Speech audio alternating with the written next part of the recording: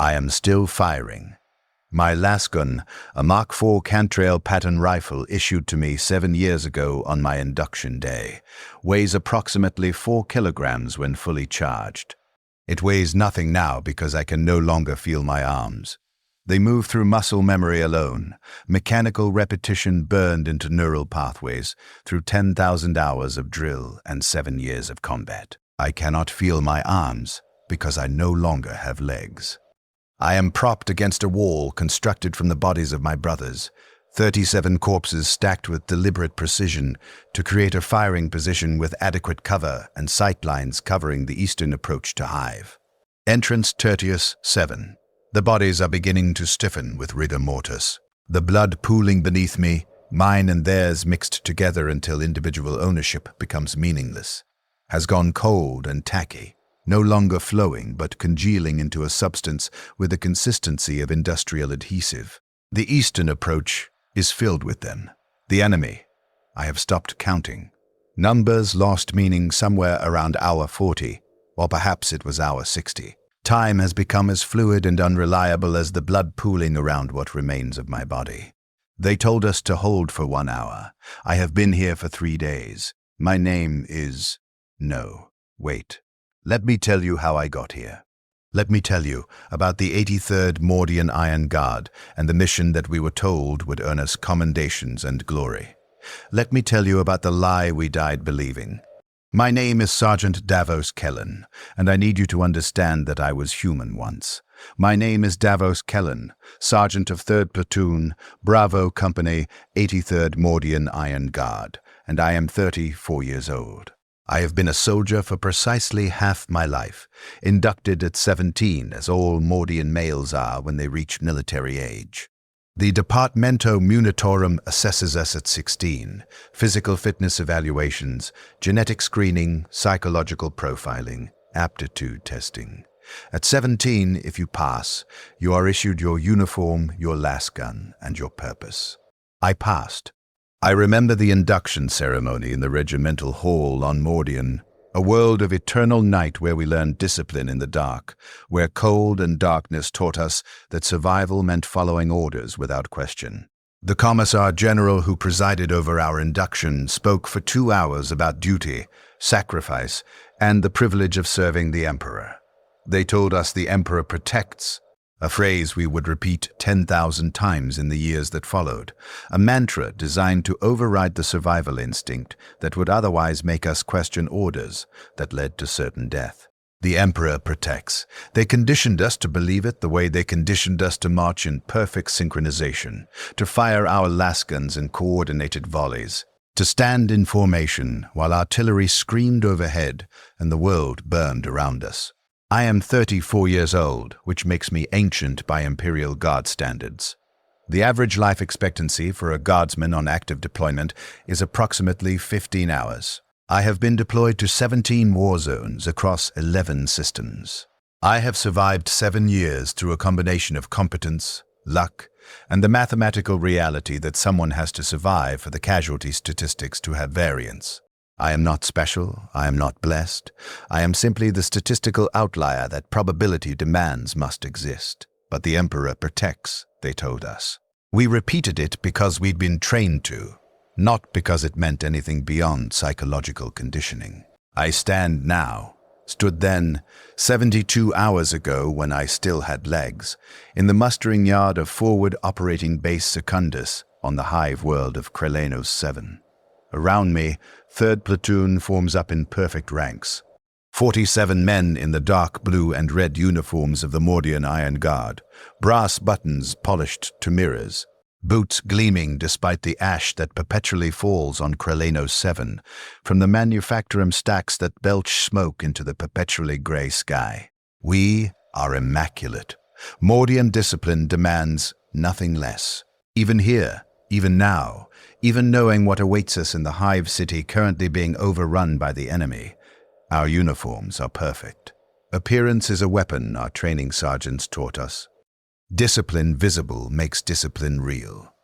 Lieutenant Marcos Venn stands before the platoon, reviewing deployment orders on a data slate. Wen is 26 years old, a nobleman's son from one of Mordian's officer-producing families.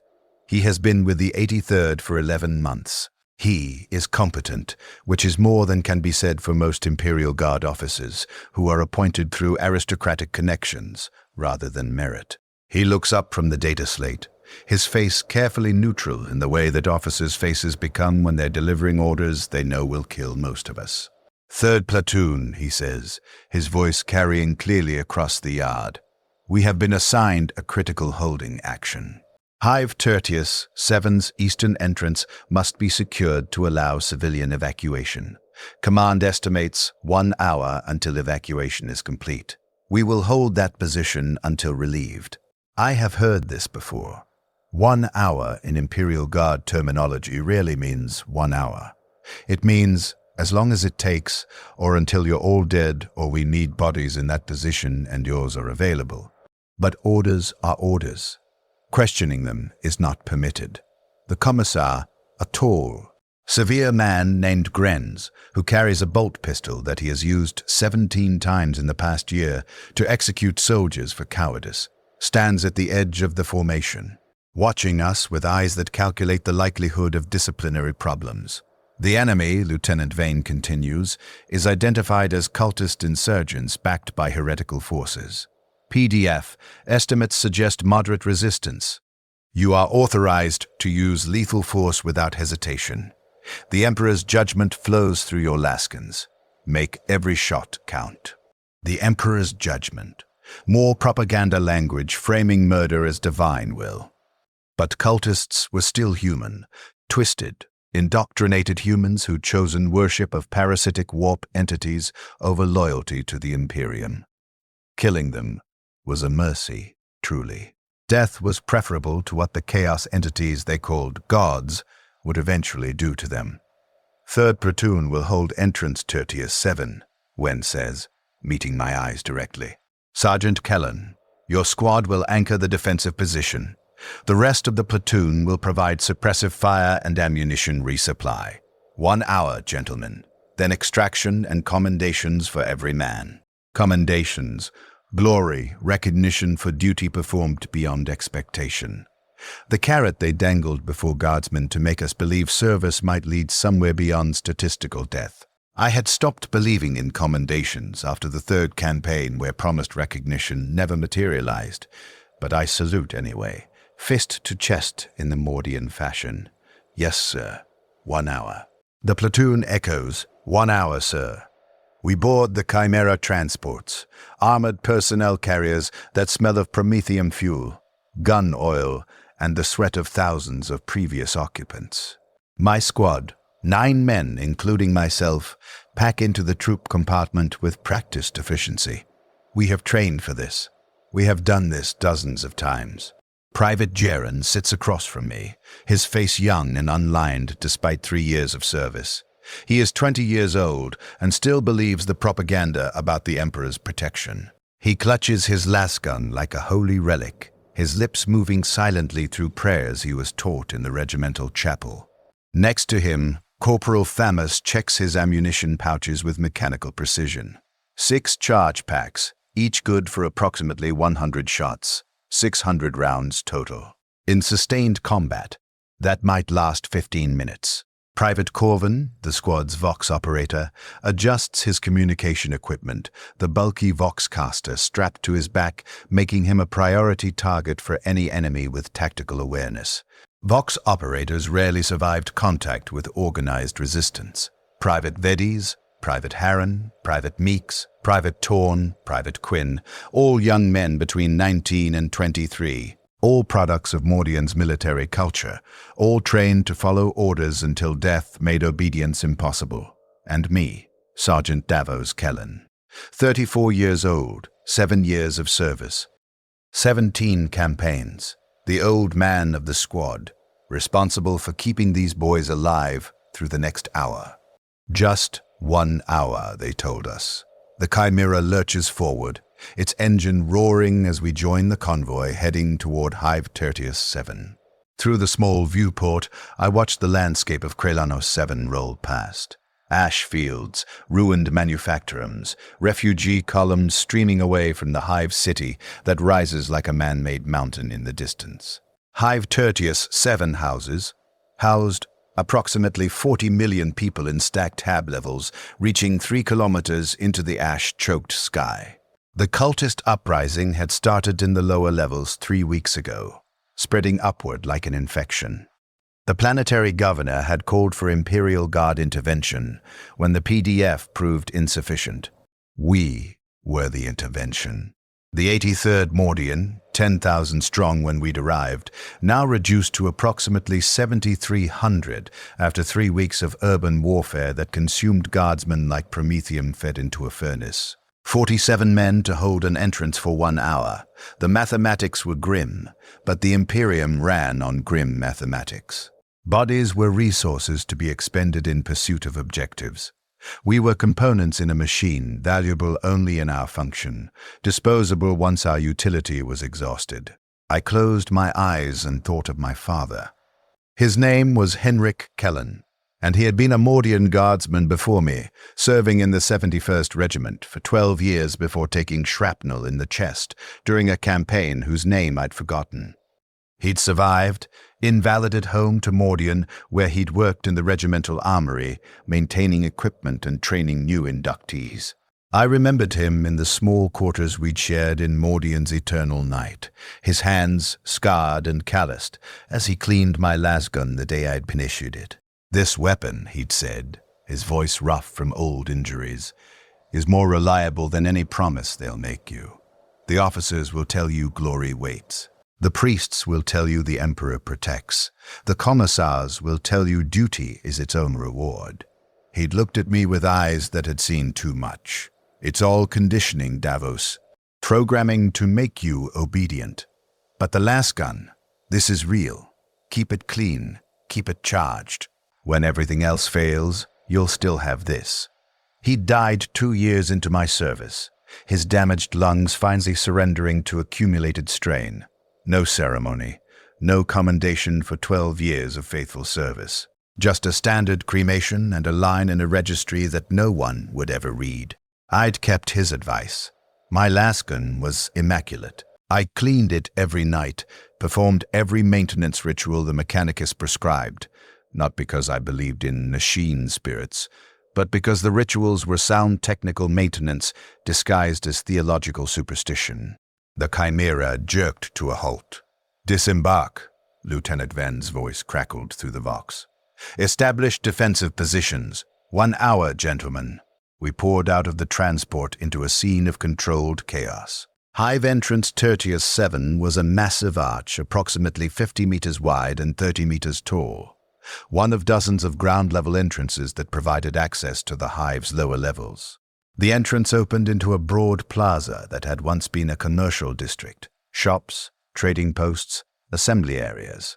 Now it was a debris field of collapsed buildings, abandoned cargo containers, and the scattered detritus of 40 million people fleeing in panic.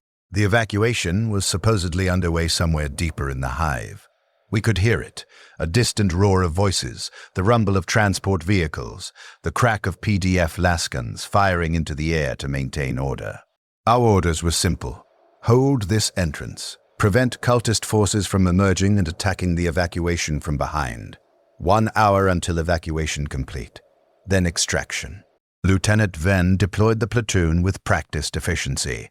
3rd Platoon's 47 men spread across the plaza in a defensive arc, using rubble and cargo containers as cover, establishing overlapping fields of fire that would create a killing ground for anyone attempting to exit the hive entrance. My squad took the central position, directly facing the entrance at a distance of approximately 30 meters, close enough for accurate lasgun fire, far enough to have reaction time if they came in a rush. "Kellen," Ven said, crouching beside me as I positioned my men. "You're the anchor. If anything breaks through your position, the whole line collapses. I need you to hold until I give the extraction order." "Understood, sir," I said, checking my lasgun's charge pack. "Full charge. 6 more packs in my pouches, 600 rounds plus the 100 currently loaded." Wen hesitated, then spoke more quietly. I've seen your record, Sergeant. 7 years, 17 campaigns. You're one of the regiment's most experienced NCOs. These boys, he gestured at my squad, they'll follow your example. If you stand, they'll stand. I looked at the young faces of my squad. Jaren still praying, Thamus checking equipment, Corvin adjusting his voxcaster. All of them so young, so convinced their training and faith would see them through. "We'll hold, sir," I said, because that was what sergeants said to lieutenants when given impossible orders. Wen nodded and moved to inspect the rest of the line. I positioned my squad behind a collapsed cargo container that provided solid cover and good sight lines. Jaren on my left, Thamus on my right. The others spread in a disciplined line with 2 meters spacing between each man. "Listen up," I said, my voice pitched to carry without shouting. "We hold for 1 hour. Conserve ammunition. 3-round bursts, not full auto. Aim for center mass. If they get within 10 meters, fix bayonets and prepare for close combat. Stay in position. Stay disciplined. Questions?"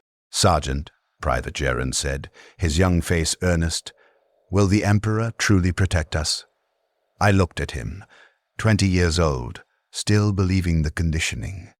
Still trusting the propaganda that had been beaten into him since childhood. I could tell him the truth, that the Emperor was a corpse on a throne, that prayers were psychological programming, that protection was a lie told to make us obedient until death, but the truth wouldn't help him fight. The lie, paradoxically, might. "The Emperor protects those who protect themselves," I said carefully, threading between honesty and useful delusion. "Keep your head down. Maintain fire discipline.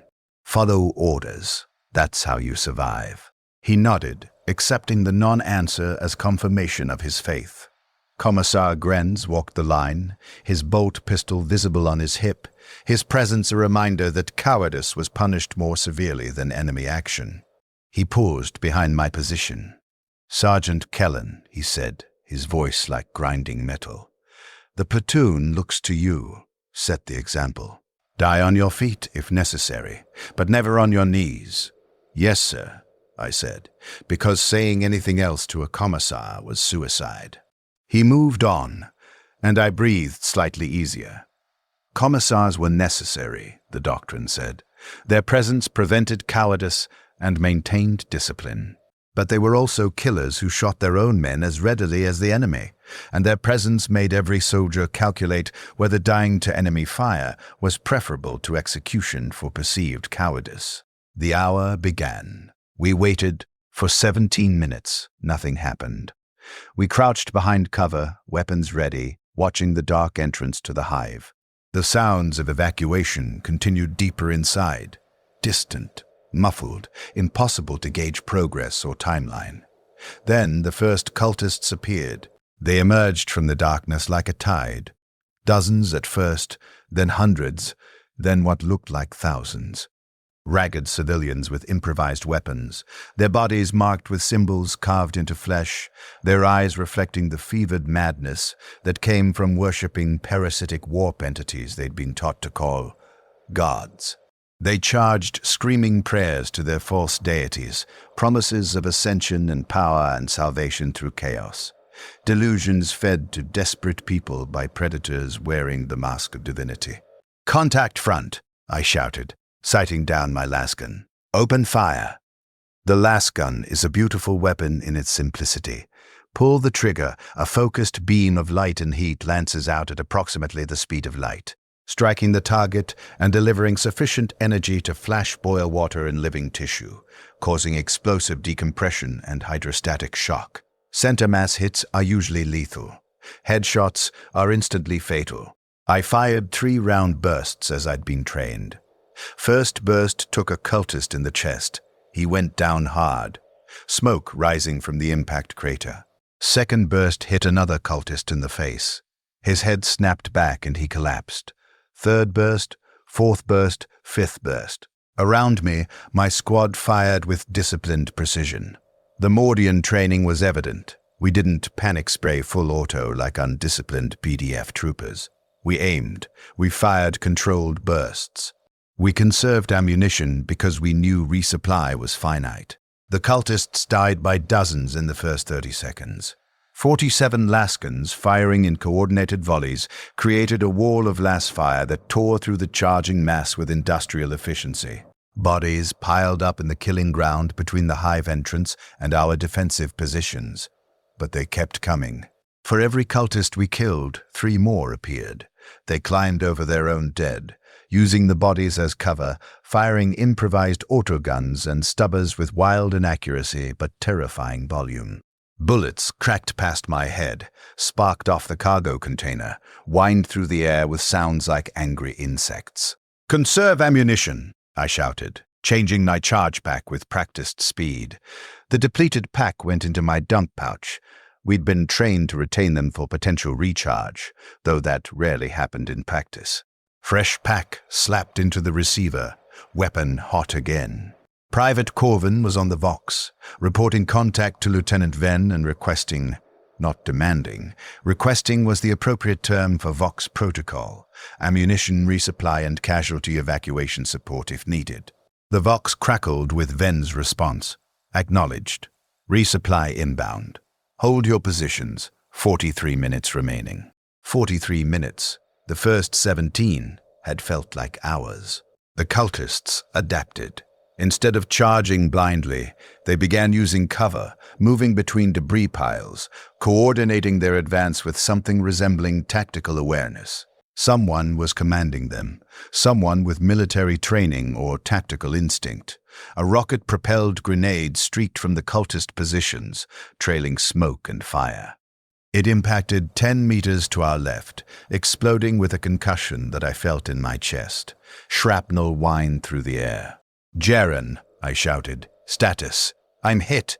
His voice was high with pain and shock. I glanced left. He was still in position, clutching his left arm where shrapnel had torn through his uniform. Blood soaked the dark blue fabric, but he was still firing with his right hand, propping the lasgun against cover for stability. "Apply pressure." "Stay in position," I ordered, because we didn't have time for proper medical attention, and leaving position would create a gap in the line that the enemy would exploit. He nodded, face white with pain, and continued firing. The cultists charged again, a coordinated push of several hundred, screaming their devotion to false gods who offered them nothing but consumption disguised as ascension. We cut them down with disciplined fire, and they died believing their sacrifice meant something to entities that viewed them as prey wearing the flesh of devotees. My third charge pack depleted, fourth pack loaded, 300 rounds expended, 300 remaining. "Sergeant," Corporal Thamus pointed toward the hive entrance. "Movement, something big." Something emerged from the darkness behind the cultists. A hulking figure approximately 3 meters tall, its body warped by chaos corruption into something that retained human shape only in the broadest sense. Multiple arms ending in bone blade protrusions, skin mottled with tumorous growths. Eyes, too many eyes, glowing with reflected light from sources that shouldn't exist in baseline reality. A chaos spawn. What happened when chaos blessings consumed a human completely, reducing consciousness to animal rage wrapped in mutated flesh? "Target the spawn," I ordered. "Concentrated fire." My entire squad focused on the creature. Lasgun beams converged on its mass, burning flesh, boiling fluids, carving smoking craters in its warped body. It screamed, a sound that hurt to hear, that carried frequencies human throats shouldn't produce. It charged. Even wounded, even burning from dozens of lasgun hits, it moved with terrifying speed. It covered 30 meters in seconds, smashing through cultists in its path, bearing down on our position with the inevitability of a collapsing building. "Frag grenades," I shouted, pulling one from my webbing. "On my mark, throw." 3 grenades arced through the air, tumbling end over end. They detonated in a coordinated blast that shredded the spawn's legs. It collapsed, still thrashing, still dangerous, but immobilized. "Finish it." We poured las fire into the creature until it stopped moving. until it was just smoking meat and bone fragments scattered across the plaza. The cultists fell back, retreating into the hive entrance, leaving hundreds of their dead littering the killing ground. Silence fell, broken only by heavy breathing and the crackle of small fires burning in the debris. "Casualties," I called out. "Jaren, wounded but functional," Thamus reported. "The rest of the squad is intact." Across the platoon line, the count came in. 3 dead, 7 wounded, 37 combat effective. We'd held. We'd won the first engagement. "Resupply inbound," Lieutenant Ven's voice on the Vox. 31 minutes remaining. "Well done, 3rd Platoon." 31 minutes. 1 hour was becoming manageable. Achievable. We could hold for 31 more minutes. Runners brought fresh ammunition. Charge packs distributed along the line, replacing depleted stocks. I reloaded to full capacity. 6 fresh packs in my pouches, 1 in the weapon. 700 rounds total. Private Jaren received basic medical attention. A tourniquet on his shredded arm, counterseptic gel applied to prevent infection, a stim shot to keep him functional despite blood loss. He would need proper medical care eventually, but for 31 more minutes, he could fight. "Good work, Sergeant," Lieutenant Ven said, crouching beside my position. "They tested us. We held. When the evacuation completes, we'll receive extraction orders and be out of here." "Yes, sir," I said, reloading my lasgun and scanning the hive entrance. The darkness seemed deeper now, more threatening. "Sir, that spawn, they're not just throwing cultists at us. They're using corrupted assets." "Noted," Ven said. "If more spawn appear, we'll concentrate fire as you did." "Textbook response, Kellen." He moved on, and I settled back into position, watching the entrance, counting down the minutes. 29 minutes remaining. We could hold for 29 minutes. The hour mark came and went. Lieutenant Veen was on the Vox, his voice tight with controlled frustration. "Command, this is 3rd Platoon. Request extraction status. We have held for 60 minutes as ordered. Please confirm extraction timeline." Static. Then a voice, cold, distant, administrative. 3rd Platoon, hold position. Evacuation requires additional time. Revised extraction estimate. 30 minutes. Maintain defensive posture. 30 more minutes. Wen's face showed nothing, but I saw the calculation in his eyes. "Acknowledged. Command. 3rd Platoon will hold." He addressed the platoon. "Gentlemen, the evacuation requires more time. We hold for 30 additional minutes. Maintain discipline. Conserve ammunition." We'd been trained not to question orders. The Commissar's presence ensured compliance through fear. But I'd been a soldier for 7 years. I'd heard just 30 more minutes before. I knew what it meant. It meant we were holding until we were all dead, or the situation resolved itself, through means that had nothing to do with our survival. The cultists attacked again at hour 1, minute 17. This time they were better organized. Fire teams providing covering fire, while assault elements advanced by bounds, using dead ground and cover with competence that suggested former PDF or even guard training among their leadership. We engaged with disciplined fire, but the ammunition expenditure was brutal. My charge packs depleted faster. 4 packs burned through in the first 15 minutes of the engagement, 2 packs remaining. 200 rounds. If this continued, I'd be dry before the supposed extraction window.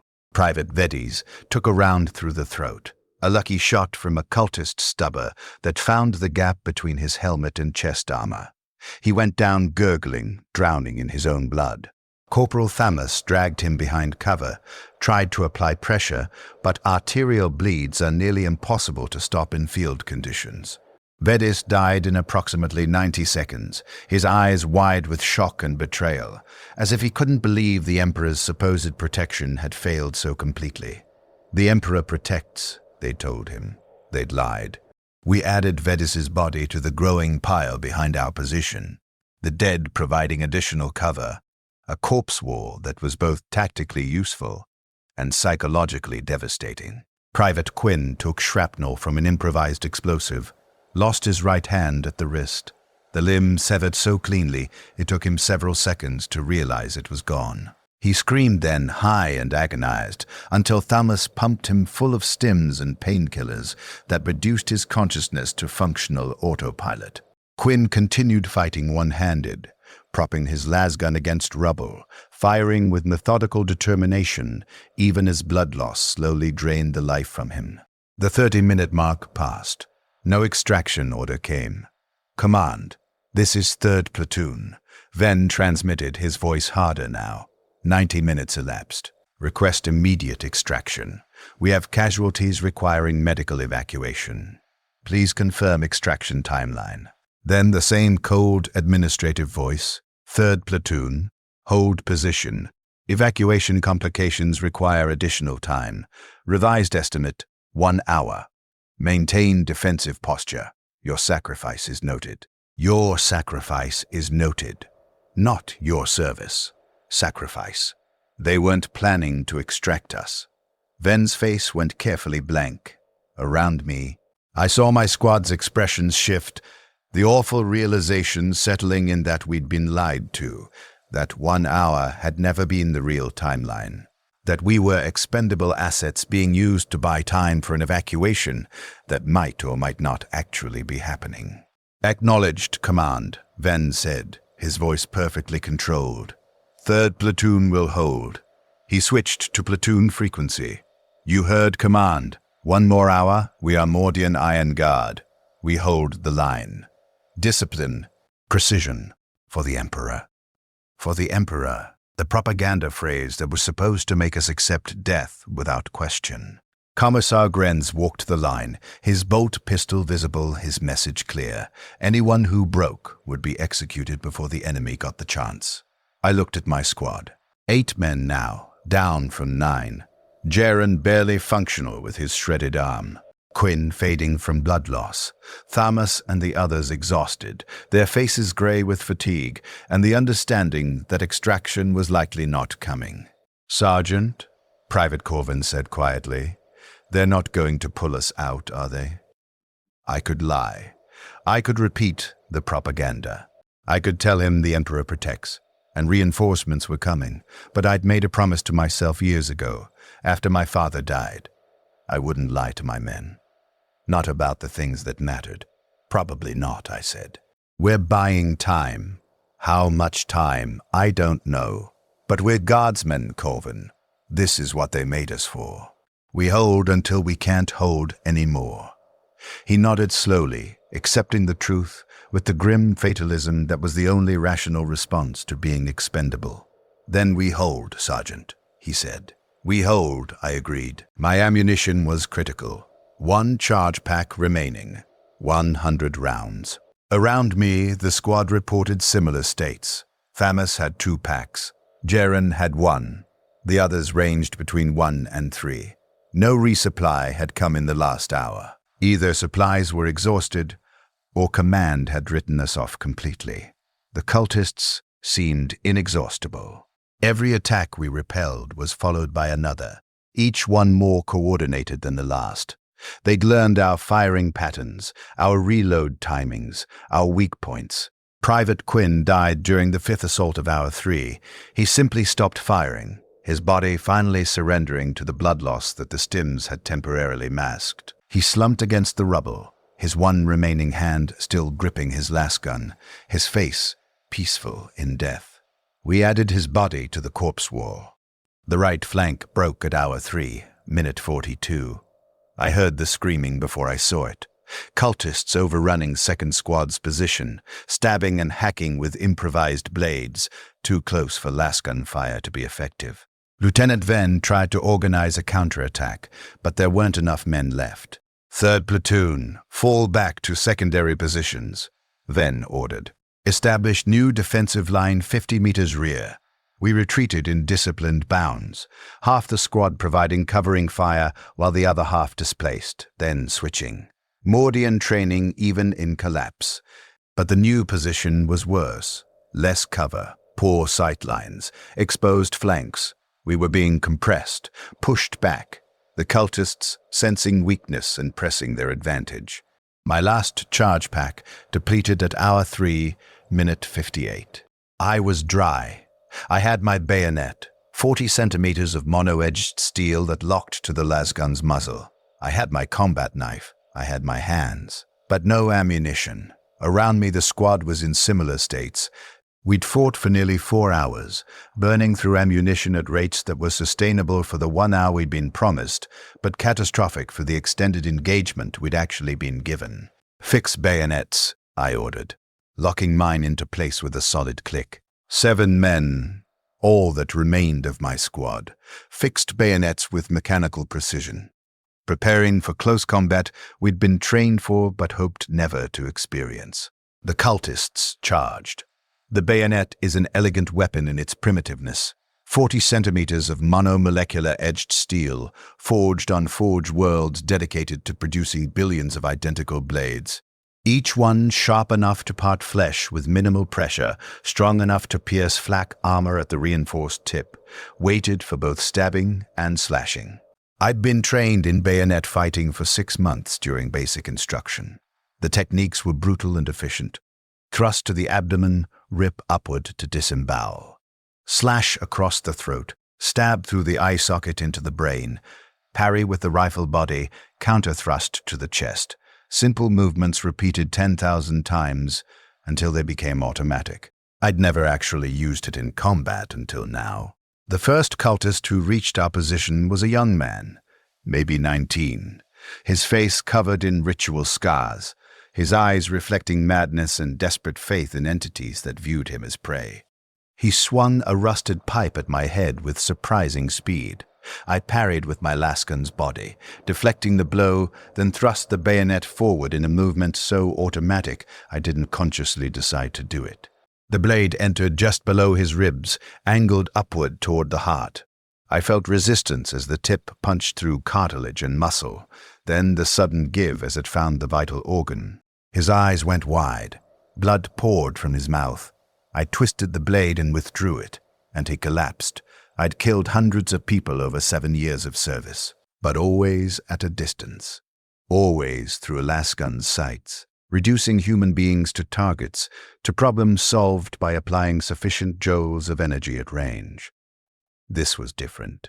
This was intimate. I felt him die through the weapon connecting us. I smelled his blood copper and salt and something else. Something wrong that suggested the chaos corruption had begun affecting his biology at the cellular level. I heard the wet sound of steel parting flesh, the gurgle as his lungs filled with blood. I killed him and immediately had to kill the next one and the next one because they kept coming and we had nothing left but steel and determination. Corporal Thamus fought beside me, his bayonet work precise and economical. Each thrust and slash calculated to preserve energy because we didn't know how long this would last. Private Jaron, one-armed and weakening from blood loss, used his bayonet one-handed, propping his lasgun against his hip for stability, stabbing with wild desperation more than technique. Private Corvin went down. A cultist blade found the gap in his flak armor at the armpit, severing the brachial artery. He bled out in seconds, his boxcaster dying with him, cutting us off from whatever remained of platoon command. Private Harron took a pipe to the skull, the crack of bone audible even over the chaos. He dropped without a sound, his skull fractured, brain damaged beyond any field medicine's ability to repair. He twitched for several seconds, then went still. We added their bodies to the corpse wall, which was now the only fortification we had. The rubble and cargo containers had been overrun. We retreated to a position where the dead provided cover, a macabre fortress of our fallen brothers. Their bodies stacked and arranged to create firing positions and choke points that forced the cultists to approach through narrow lanes we could defend. I fought in a haze of exhaustion and repetitive violence. Stab, withdraw, parry, slash. Blood soaked my uniform until it was more red than blue. My hands were slippery with it. The smell was overwhelming. Copper and shit and fear sweat and the chemical wrongness of chaos touched flesh. Time became meaningless. There was only the next cultist, the next blade thrust, the next body added to the wall, Lieutenant Venn appeared beside me at some point. I'd lost track of when. His face was a mask of blood, his left arm hanging useless from a wound that had severed muscle and tendon. He fired his last pistol one-handed, each shot precisely placed, an officer maintaining discipline even in collapse. "Kellen," he shouted over the chaos. "How many left?" I looked around. My squad, once 9 men, was now 4 including myself. Thamus, Jaren, Meeks, and me. Across the broader defensive position, I could see maybe 15 other guardsmen still fighting. 19 combat effective, I shouted back. No ammunition. Close combat only. Venn nodded, his face grim. Command hasn't responded in 2 hours, I think. He paused, then said what we both knew. I think they've written us off. The evacuation was a lie. Or it failed. Or they never cared if we made it out. Yes, sir, I said, because there was nothing else to say. We hold anyway, Venn said, because that's what Mordian does. We hold the line until the line doesn't exist anymore. He moved away to rally another squad, and I returned to the killing. Day became night, became day again, though the ash-choked sky of Krelinos 7 made the distinction nearly meaningless. I knew time had passed because my body told me. The exhaustion that went beyond tired, into a state where I continued functioning through pure discipline, and the knowledge that stopping meant death. The cultist attacks had become waves, periods of intense assault followed by lulls where they regrouped. We used the lulls to rest, to drink from our canteens, warm, metallic-tasting water that was running low, to eat ration bars that tasted like compressed cardboard and chemical nutrients. We also used the lulls to build. The corpse wall had grown. What started as a defensive expedient had become architecture. Bodies stacked methodically to create walls, ramparts, firing positions. We used the cultist dead as well as our own fallen. At this point, there was no squeamishness, no religious consideration for the dead. They were materials, resources to be exploited for tactical advantage. I directed the construction with the same precision I'd applied to drill formations. Bodies placed to create interlocking fields of fire. Corpses positioned to absorb incoming fire. The taller dead stacked to create elevated positions. Smaller bodies used to fill gaps. It was grotesque, horrific, necessary. Lieutenant Venn died during hour 6. A rocket-propelled grenade struck near his position, the explosion shredding him with shrapnel that left him recognizable only by his officer's insignia. We added his body to the wall. He would have understood. He would have ordered it himself. Commissar Grenz had disappeared hours ago. I didn't know if he died, retreated, or simply recognized that executing guardsmen for cowardice was pointless when we were all already dead men continuing to fight. My squad was down to 2, Corporal Thamus and myself. Private Jaren had died during hour 5, finally succumbing to blood loss and shock. Private Meeks had taken a last round through the eye. Some cultist had a functional lasgun, perhaps looted from a PDF soldier, and died instantly. Across the broader position, perhaps 9 guardsmen remained. We'd consolidated into a circular defensive position roughly 20 meters in diameter, surrounded by walls of corpses, 3 bodies deep in places. Inside our fortress of the dead, we waited for the next assault. Thamus sat beside me during a lull, his face gray with exhaustion, his hands shaking from adrenaline crash and dehydration. He drank from his canteen, nearly empty now, and spoke quietly. "Sergeant, we've been here for how long?" I checked my chrono. The display was cracked but functional.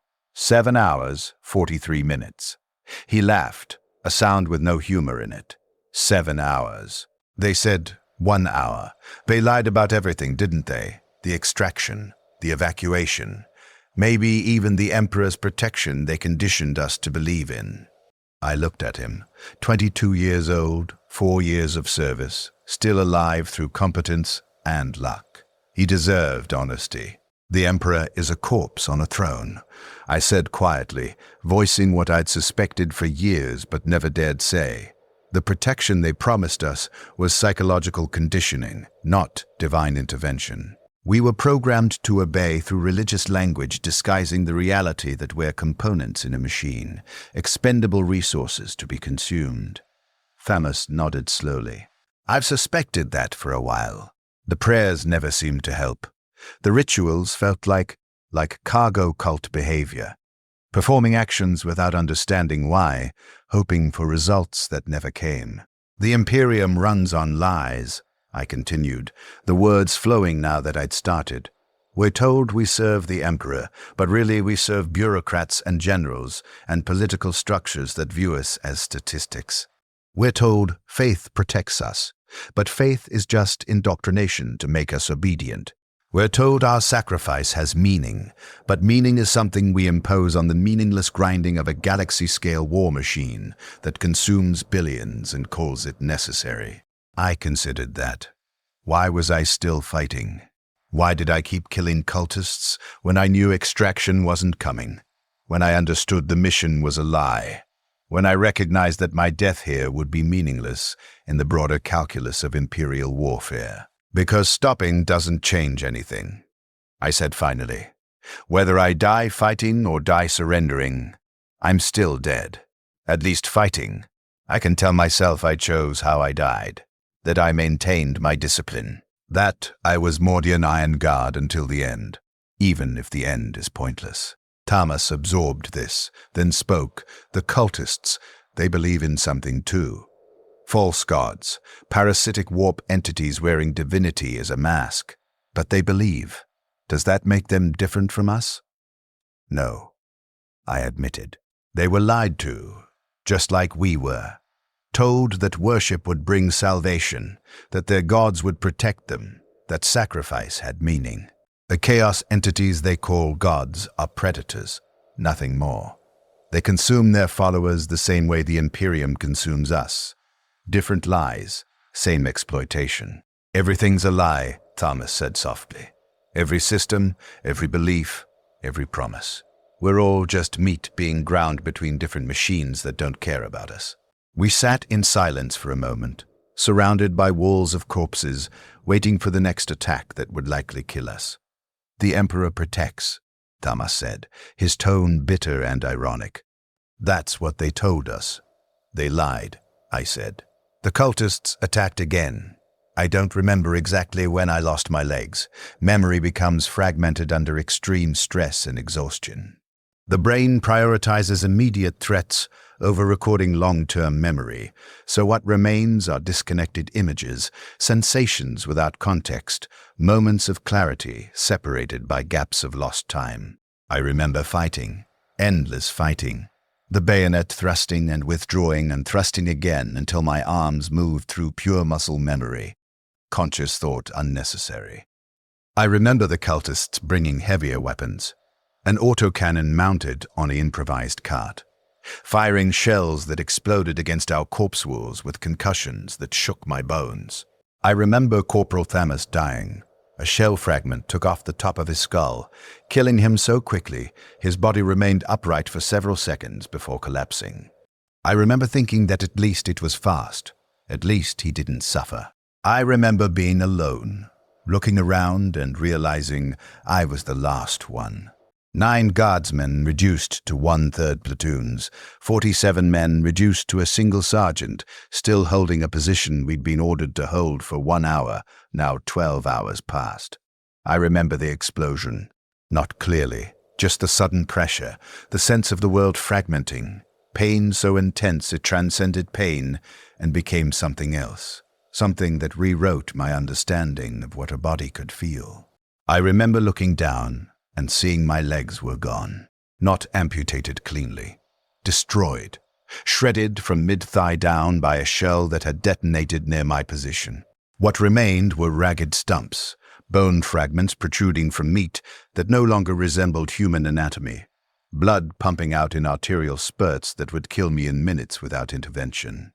I remember crawling, dragging myself backward with my arms, leaving a trail of blood, reaching for my medical kit with hands that shook so badly I could barely grip the supplies.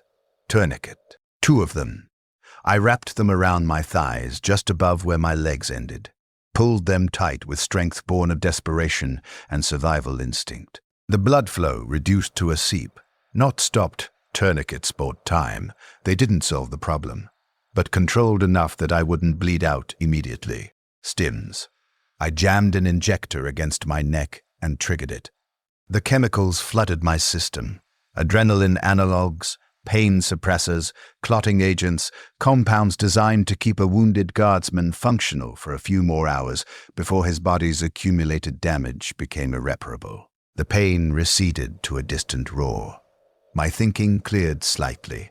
I looked around and assessed my tactical situation with the automatic calculation of a soldier who'd survived 17 campaigns. I was alone, the last of 3rd Platoon, surrounded by corpses, my brother's cultist enemies, all jumbled together into walls that were now my only protection. I had no legs. I could not retreat. I could barely move. My Laskin's charge pack was empty. I had no ammunition remaining. I had my bayonet, my knife, and perhaps another hour of life before the stims wore off and shock killed me. The cultists would come again. They always came again. I needed a position I could defend, even immobile. I dragged myself to the highest point of the corpse war, a section where bodies were stacked 4 deep, creating an elevated platform with good sightlines covering the eastern approach. I positioned myself with my back against the wall, propping myself upright using corpses as support. I arranged bodies around me for additional protection. Dead flesh, absorbing incoming fire, creating a throne of sorts constructed from fallen comrades. My hands found my lasgun, empty, useless as a ranged weapon. But it still had the bayonet attached, and the body was solid enough to use as a club if they got close. I checked my chrono. Hour 13, minute 47. Nearly 13 hours since we'd been told to hold for 1. I wondered if the evacuation had ever been real. I wondered if anyone survived. I wondered if my death here would be recorded anywhere, or if I would simply disappear into the statistical noise of the Imperium's endless war. My name is Sergeant Davos Kellen, I thought. 34 years old. 7 years of service, 17 campaigns. I held this position because I was ordered to hold it.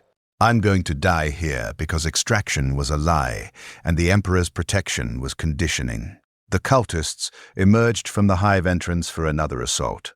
I raised my lasgun, knowing it was empty, knowing I couldn't fire, but maintaining the position anyway because that's what we did. We held the line, even when the line was pointless. Even when we knew it was pointless. Discipline. The last thing they couldn't take from us. Pain became my constant companion once the stims wore off. The kind of pain that made thinking difficult, that turned every moment into an exercise in simply continuing to exist through the next second, and the next second, and the next. But I continued. The cultists had stopped their mass assaults. Now they probed carefully, testing my position, trying to determine if I was still alive, still dangerous. I showed them I was by killing the first 3 who got close enough, 1 with a bayonet thrust, 2 with my knife when they tried to climb over the corpse wall. After that, they kept their distance. But they didn't leave. They surrounded the position, waiting for me to weaken, to die from blood loss or infection, or simple exhaustion. I had no water remaining. My canteen was empty, discarded somewhere in the chaos. My mouth was dry, my tongue swollen, my throat clicking when I tried to swallow. I had no food. The ration bars were gone, consumed or lost hours ago. I had pain, exhaustion, and the understanding that I was already dead, just waiting for my body to acknowledge it. But I was still here, still holding the position. On the second day, measured by my cracked chrono showing approximately 37 hours since mission start, I heard a voice. Not the cultists. Not another guardsman. Something else. It came through the Voxcaster still attached to Private Corvin's body, which was part of the corpse wall now. Static mostly, but occasionally fragments of speech. 3rd Platoon. Anyone receiving, respond if. Someone was trying to reach us. Command, maybe. or another guard unit. Or it was my mind hallucinating, creating meaning in random static, because the alternative was accepting that no one was coming, no one cared, no one even remembered we existed. I dragged myself toward the Voxcaster, using my arms to pull my legless body across the uneven surface of corpses. Every movement sent jolts of agony through my destroyed legs. Phantom pain from nerves that no longer connected to anything, my brain insisting limbs existed that were gone. I reached the Voxcaster and pulled the handset free. My hands shook as I keyed the transmit button. "This is Sergeant Davos Kellen, 3rd Platoon, 83rd Mordian," I said, my voice a rasp barely recognizable as human. "Holding position at entrance Tertius 7. Request immediate extraction and medical support. Static." Then, "Kellen, you're alive? Say again you're..." "Holding position," I repeated. 13 hours past mission timeline. Platoon casualties, 100% except myself. I am wounded. Cannot move. Request extraction." The voice crackled through interference. "Orbital surveillance. Last man standing. Incredible. Hold position. Extraction." The transmission cut to pure static. I tried to re-establish contact. Nothing. Either the Voxcaster's battery was dying, or the atmospheric interference was too severe, or no one was actually there and I'd been talking to electronic ghosts. But for a moment, one brief shining moment, I believed someone knew I was here. That extraction might actually come, that my survival might mean something beyond stubborn refusal to die. The hope hurt worse than the wounds. My chrono showed 63 hours when I discovered I wasn't quite out of ammunition. I'd been drifting in and out of consciousness, the fever from infected wounds making reality fluid and unreliable. During one lucid moment, I noticed Private Meeks's body, part of my throne of corpses, still had his ammunition pouches. With trembling hands, I searched the pouches. 2 charge packs, 200 rounds total. I laughed. A sound like breaking glass, hysterical and wrong. 200 rounds. After 63 hours of fighting, after using 700 rounds in the first few hours, 200 rounds felt like a fortune. I loaded one pack into my lasgun, the familiar weight, the solid click as it seated properly. The weapon's power indicator showed green, ready to fire. I felt almost human again, a guardsman with a loaded weapon. Purpose crystallized from the fog of pain and fever. The cultists had grown cautious over the past day, maintaining a perimeter, but not attacking. Maybe they thought I was already dead. Maybe they were waiting for reinforcements. Maybe they'd simply lost interest in one dying man who posed no real threat to their larger objectives. I would remind them I was still dangerous. I selected targets methodically. The cultists who stood visible in the plaza, confident in their safety. I aimed carefully. Precious ammunition meant every shot had to count. First shot, center mass on a cultist approximately 40 meters distant. He went down. Second shot, headshot on another cultist. He dropped instantly. Third shot, another kill. The cultists scrambled for cover, shouting in alarm, suddenly reminded that the corpse fortress still contained a threat. I fired until the charge pack depleted. 50 rounds, 50 trigger pulls, 43 confirmed kills. My accuracy was still exceptional despite the wounds, despite the fever, despite everything. The second charge pack loaded. 100 rounds remaining. I conserved them, fired only when targets presented themselves clearly, made every shot count. This was what I'd been trained for. Precise, disciplined fire even in extremis. The cultists adapted again. They brought up heavier cover, advanced more carefully. They learned. But so had I. I'd spent 63 hours learning this battlefield, learning every angle, every approach, every piece of cover. I knew where they would appear before they appeared. I shot them anyway, 75 rounds remaining, 50 rounds remaining, 25 rounds remaining, 10 rounds remaining, 5, 3, 2, 1. The last round left my lasgun at hour 71 minute 37. 3 days minus 23 minutes since we'd been told to hold for 1 hour.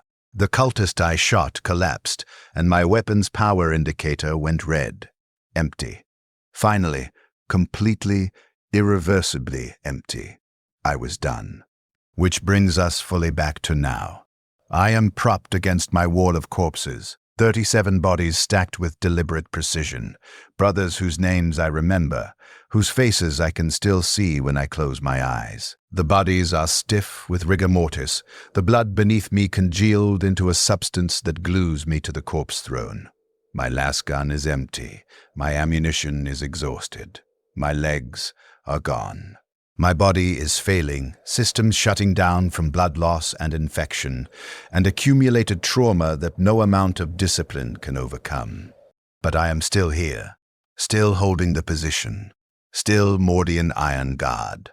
The cultists know I'm spent. They're gathering for a final rush, confident now that I can't hurt them anymore, hundreds of them, emerging from the hive entrance, surrounding my position. I check my chrono one final time. Hour 72, minute 0. 3 days. Exactly 3 days since Lieutenant Venn told us to hold for 1 hour. We held. I held. For 71 hours longer than ordered. I maintained this position because orders were orders and discipline was discipline, and sometimes the only meaning we can create is the meaning we impose through sheer stubborn refusal to quit. The cultists charge. I raise my last gun, empty, useless, but still a weapon in its physicality. The bayonet is still attached. If they get close enough, I can kill 1 more, maybe 2. I'll die killing. That's something. Not much, but something. They're 10 meters away, 5 meters. Close enough to see their faces, human faces twisted by faith in parasitic entities that promised salvation and delivered only consumption. They're victims, too, in their way. Lied to by different entities using different words, but fundamentally the same exploitation. The Imperium grinds its faithful into components. Chaos devours its worshippers from the inside out. Different mechanisms, same result. We're all meat for machines that don't care about us. 3 meters. I tighten my grip on the last gun, preparing for the final thrust, the last act of defiance before consciousness ends. And then, sound. Massive, overwhelming, the roar of aircraft engines operating at combat thrust. I look up, difficult with a neck that barely responds to commands anymore, and see them. Valkyrie assault carriers.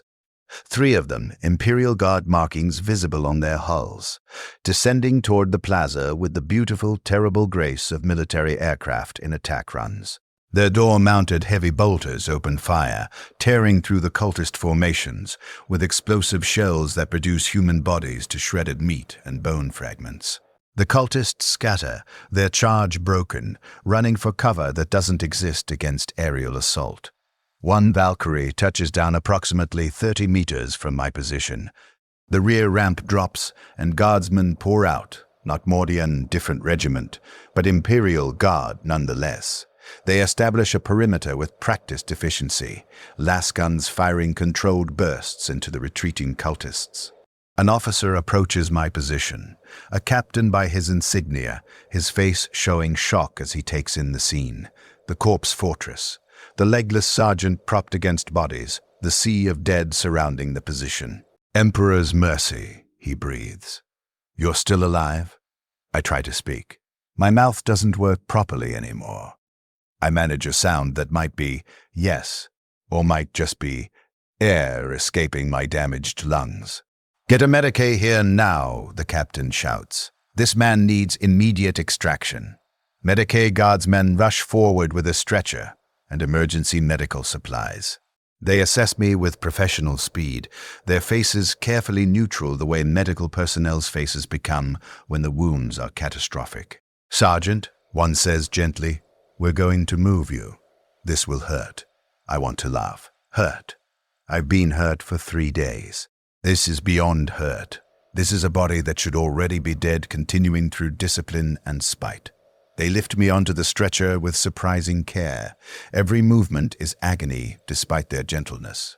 They apply fresh tourniquets, Inject me with medical stims and painkillers. Cover me with thermal blankets. As they carry me toward the Valkyrie, I see more guardsmen sweeping the area, establishing a secure perimeter, examining the aftermath of the battle. One stops at my corpse fortress, counting bodies. I see his lips move, his eyes widening as the count increases. 37 friendly, hundreds of enemy, all held by one man for 3 days. The captain appears beside my stretcher as they load me into the Valkyrie. "Sergeant," he says, "I need your report. What happened here?" I find my voice barely a whisper but functional. "3rd Platoon, 83rd Mordian, ordered to hold for 1 hour, held for 3 days.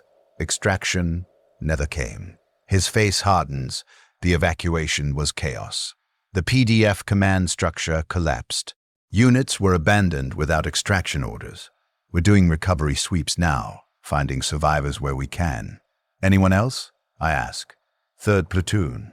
Anyone?" He shakes his head slowly. "You're the only one we've found alive in this sector. 47 men. All dead except me. Died holding a position for an evacuation that was disorganized chaos, believing orders that were based on optimistic estimates rather than reality. We died for nothing, for administrative failure and command incompetence and the Imperium's habitual indifference to the lives of common soldiers." "Your name, Sergeant?" the captain asks, pulling out a data slate to record the report. "Davos Kellen," I say. "Sergeant, 3rd Platoon, Bravo Company, 83rd Mordian Iron Guard." He inputs the information, then pauses. "Kellen, I need to tell you. Orbital surveillance recorded this position for the past 3 days. They have footage of your stand. The entire Segmentum Command has seen it. You're being recommended for commendation." Commendation. After 3 days of hell. After 46 brothers dead. After discovering extraction was a lie and orders were based on failures. "They watched?" I ask, and my voice carries an edge that might be anger or might just be exhaustion. "They watched from orbit and didn't send help?" The captain's face shows uncomfortable honesty. "Command assets were committed elsewhere. They monitored, but couldn't intervene until the situation stabilized." "I'm sorry, Sergeant. That's the reality of large-scale operations. The reality. We were expendable, watched like entertainment. Our deaths recorded for posterity. Our suffering observed but not prevented, because other priorities took precedence. The Imperium ground us into paste and called it necessity. I wake in a Medicaid facility aboard a Navy transport ship. Clean white walls, the smell of antiseptic chemicals and recycled air, the hum of life support systems and medical monitoring equipment. I'm alive. This surprises me more than it should. A Medicaid, an older man with the tired eyes of someone who's treated thousands of wounded soldiers, approaches my bed. "Sergeant Kellen, you're awake. Good. I need to discuss your condition." I look down at my body. The blanket covering me is flat where my legs should be. I already knew they were gone, but seeing the confirmation still causes something to twist in my chest. "Your legs were unsalvageable," the Medicaid says clinically. "Massive tissue destruction, bone fragmentation, severe infection. We were forced to amputate both limbs at mid-femur to prevent sepsis from spreading. You'll be fitted with augmetic replacements when you're stable enough for surgery." Augmetics. Cybernetic legs. I'd be rebuilt, transformed into a hybrid of flesh and machine, because my human body had been destroyed in service to the Imperium. "You nearly died twice during surgery," he continues. "Blood loss was catastrophic. You'd lost approximately 40% of your total blood volume. The fact that you survived 3 days in that condition is remarkable." Remarkable, he means improbable. Statistically unlikely. A fluke of biology, and will that let me continue functioning when I should have died in the first hours? "The wounds to your arms and torso are healing well. Some scarring, but functional recovery expected. The psychological evaluation will occur once you're physically stable. Standard procedure for soldiers who'd experienced extreme trauma. They'd assess whether I was still useful, still capable of being a functional soldier, or whether I'd been broken beyond repair." "Am I being returned to active duty?" I ask. The Medici hesitates. That determination will be made by the Departamento Munitorum. Your injuries would typically qualify you for medical discharge, but given the circumstances, the commendation, the publicity, there may be pressure to keep you in service as an example. A symbol. A symbol, not a person. A tool for propaganda. How long until the augmetic surgery? I ask. Minimum 2 months for tissue healing and physical stabilization. Then the surgical procedures, followed by rehabilitation to learn to use the augmetics. You're looking at 4 to 6 months total before you're mobile again. 4 to 6 months. Half a year of being a limbless torso, dependent on medical care, waiting to be rebuilt into something that could walk and fight. The Medici leaves, and I'm alone with my thoughts and the quiet hum of the ship's systems. 3 days after waking, a naval intelligence officer visits me. Commander Rannis, his uniform crisp and perfect, his face showing the professional courtesy reserved for soldiers who'd become administratively noteworthy. Sergeant Kellen, he says, I'm here to show you the orbital surveillance footage. Command thought you should see what we recorded. He activates a data slate, and I watch myself die. The footage is crystal clear. High-resolution orbital observation capturing every detail. I watch 3rd Platoon deploy, establish defensive positions, engage the first cultist assault with disciplined fire. I watch us die, one by one, the camera recording each death with clinical precision. I watch the corpse wall grow. I watch Lieutenant Venn explode. I watch my squad reduced to 2, then 1. I watch the explosion that takes my legs. From orbit, it's just a flash of light and smoke. When the smoke clears, the camera shows me crawling, applying tourniquets, dragging myself to the elevated position. I watch myself hold that position for 3 days. The footage compresses time, showing the highlights, cultist assaults repelled, bodies added to the wall. The moments when I fire my last ammunition with precise, economical shots. The final image shows me propped against the corpse wall, last gun raised despite being empty, facing the final cultist charge a moment before the Valkyries arrive. From orbit, it looks heroic, noble. The last stand of a devoted soldier, holding the line against impossible odds. From my perspective, living through it, it was just desperation and discipline preventing me from dying slightly sooner. This footage has been shown throughout the segmentum, Commander Rannis says. You're being called the Iron Sergeant. Stories are circulating about your stand. You've become an example. What Imperial discipline and faith can accomplish. Faith. They're attributing my survival to faith in the Emperor, to the propaganda they condition us with, not to the reality of simple, stubborn refusal to stop fighting. The Emperor protects, they're saying, Rannis continues. You're proof of his divine favor. I look at him with eyes that have seen too much. The Emperor is a corpse on a throne, Commander. I survived because I'm too stubborn to die when ordered to, not because of divine protection. Sergeant, such statements border on heresy. I'll attribute them to trauma and medical stress. But be careful what you say. You're valuable now, but that value has limits. Valuable, as long as I played the role they wanted, the faithful soldier blessed by the Emperor, the propaganda tool to inspire other guardsmen to accept suicidal orders without question.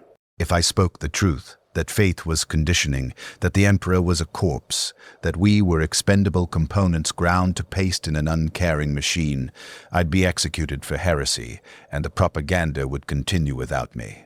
Will I receive the commendation? I ask, changing the subject. Yes, the Medallion Crimson for exceptional valor in sustained combat. The ceremony will occur once you're mobile again. There will be press coverage, picked captures, the full ceremonial procedure. A medal, a piece of metal to pin on my uniform. Recognition for surviving what should have killed me, for holding a position that didn't matter in the broader strategic picture, for being the last man standing through statistical fluke and discipline. And 3rd Platoon, I ask, the 46 men who died, do they receive commendations?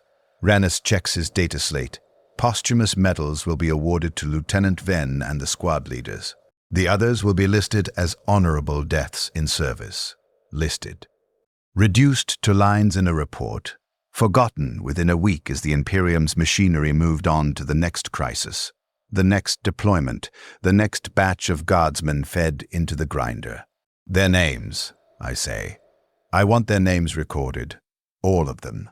Rannis looks uncomfortable. Sergeant, standard protocol doesn't require individual naming of casualties at the platoon level. The regimental casualties are recorded in aggregate. I want their names recorded, I interrupt, my voice hard. If I'm being given a medal for surviving, they deserve to be named for dying. All 46, every single one. He sighs. I'll submit the request. No guarantees it'll be approved, but I'll submit it. He leaves, and I'm alone again with the knowledge that 46 brothers died with me, and the Imperium would prefer they remain statistical abstractions rather than named individuals whose deaths might cause uncomfortable questions about command competence and operational planning. I spent the next weeks writing. A Medici provided me with a data slate when I explained what I needed. I typed with shaking hands, pulling names from memory, reconstructing 3rd Platoon's roster from 7 years of serving alongside these men. Lieutenant Marcos Venn, 26 years old, nobleman's son from Mordian. Competent officer who died leading men in an operation planned by incompetence. Commissar Grenz, 43 years old, killed 17 soldiers for cowardice in the past year. Disappeared during the siege. I never found his body, never learned his fate. Corporal Thamus, 22 years old, 4 years of service. Precise, economical. Died when a shell fragment removed the top of his skull. Private Jaren, 20 years old, 3 years of service. Believed in the Emperor's protection until the end. Lost his arm in the first hour, died from blood loss in hour 5. Private Vedis, 23 years old, took a round through the throat. Drowned in his own blood in 90 seconds. Private Quinn, 19 years old, lost his hand to shrapnel. Continued fighting one-handed until blood loss killed him. Private Corvin, 21 years old. Vox operator, died when a cultist blade severed his brachial artery. Private Harron, 20 years old. Skull fractured by a pipe. Brain damage. Dead before he hit the ground. Private Meeks, 22 years old. Last round through the eye. Instant death. I wrote all 47 names. Every man who'd deployed with 3rd Platoon. Every man who'd died holding a position for an evacuation that was chaos and failure. I included details, ages, service records, how they died, what their last words were if I remembered them. I wrote the truth of what happened, the 1-hour mission that became 3 days, the extraction that never came, the realization that we'd been abandoned. The decision to hold anyway because discipline demanded it even when orders were lies. I submitted the document to Commander Rannis with a simple request. Include this with my commendation record. If they're going to make me a symbol, they can make these men remembered. He read it, his face carefully neutral. Sergeant, this document includes statements that could be interpreted as critical of command decisions. It's the truth, I said flatly. Truth is often incompatible with military necessity, he replied. I'll submit it, but expect it to be heavily redacted or rejected entirely. 3 days later, it was returned with a notation. Rejected. Contains operationally sensitive information and defeatist narrative unsuitable for official record. Wouldn't admit the mission was botched. Wouldn't acknowledge that 47 men died because command made promises they couldn't keep and issued orders based on optimistic assumptions rather than reality. They'd give me a medal and turn me into propaganda, but they wouldn't honor the men who died beside me. The Imperium ground its faithful into paste and called it necessary. Even in death, we were components, not people. I stand on augmetic legs, rebuilt and functional, in a dress uniform that's been tailored to hide the cybernetic joints at my thighs. The augmetics are high quality, military grade, better than the cheap civilian models. They respond to neural commands almost like natural legs, though the sensation is wrong, artificial. A constant reminder that I'm no longer entirely human. The ceremony is held aboard the Segmentum command ship, in a vast hall filled with officers and dignitaries and press recorders capturing everything for propaganda distribution across multiple systems. Lord General Hastis, commander of the Segmentum's guard forces, reads the commendation in a booming voice meant to inspire for exceptional valor in the face of overwhelming odds, for maintaining discipline and combat effectiveness under extreme duress, for holding a critical position for 72 hours against sustained enemy assault despite catastrophic casualties and wounds. Sergeant Davos Kellen is hereby awarded the Medallion Crimson, with 3 clusters, the highest honor the Imperial Guard can bestow upon an enlisted soldier. He pins the medal to my chest. It's heavy, solid metal, embossed with the aquila and inscribed with high Gothic prayers about duty and sacrifice. The assembly applauds. Picked recorders flash. I maintain the proper expression: humble pride, devotion to duty, faithfulness to the Emperor. Inside, I'm empty. 46 men died. I survived. They give me a medal. Their names are erased from all but aggregate casualty statistics. This is the Imperium. This is what service means. We are ground into components, and if we survive, we're given trinkets and propaganda titles and told we're blessed. The Emperor protects, they tell us. They lied. After the ceremony, I'm approached by a young guardsman, maybe 18, fresh from training, his eyes bright with the conditioning that hasn't yet been burned away by reality. "Sergeant Kellen," he says, his voice full of awe. "You're an inspiration, sir. You prove that faith and discipline can overcome anything. That the Emperor truly protects those who serve faithfully." I look at him, so young, so convinced, so completely indoctrinated into believing the lies. I could tell him the truth. I could explain that faith is conditioning, that the Emperor is a corpse, that protection is propaganda designed to make us obedient until death. But it wouldn't help him. The truth wouldn't make his inevitable service any easier. The lies, paradoxically, might help him survive longer by giving him something to believe in when reality became unbearable. Stay disciplined, I tell him instead. Follow orders. Trust your weapon more than promises. The Emperor protects those who protect themselves. He nods eagerly, interpreting my words as confirmation of his faith rather than the warning they actually are. He'll learn, if he survives long enough. If he's lucky enough to be the statistical outlier that doesn't die in the first 15 hours. Or he'll die believing the lies, and maybe that's better. Maybe dying with faith intact is preferable to dying with the understanding that it was all meaningless. I don't know anymore. I am returned to the 83rd Mordian after my rehabilitation is complete. The regiment has been rebuilt. Fresh recruits from Mordian, replacing the 7,000 casualties we've taken over 3 weeks of fighting on Krelenos 7. I'm given a new platoon. 47 young men, most of them 18 or 19, fresh from training, their uniforms perfect, and their faces unmarked by combat. They look at me with awe. The Iron Sergeant, the hero who held for 3 days. The living proof that faith and discipline lead to survival. I look at them and see corpses, statistics waiting to fulfill their probability. Bodies that will be ground into paste in the Imperium's machinery, their names forgotten, their deaths rendered as lines in casualty reports that no one will read. We receive deployment orders. Another war zone.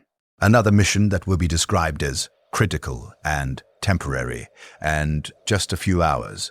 I stand before my new platoon and deliver the briefing using words I've heard 100 times, words I've spoken myself, words that mean nothing and everything. We are Mordian Iron Guard. We hold the line. We maintain discipline. We do our duty regardless of cost. The Emperor protects those who protect themselves through competence and courage.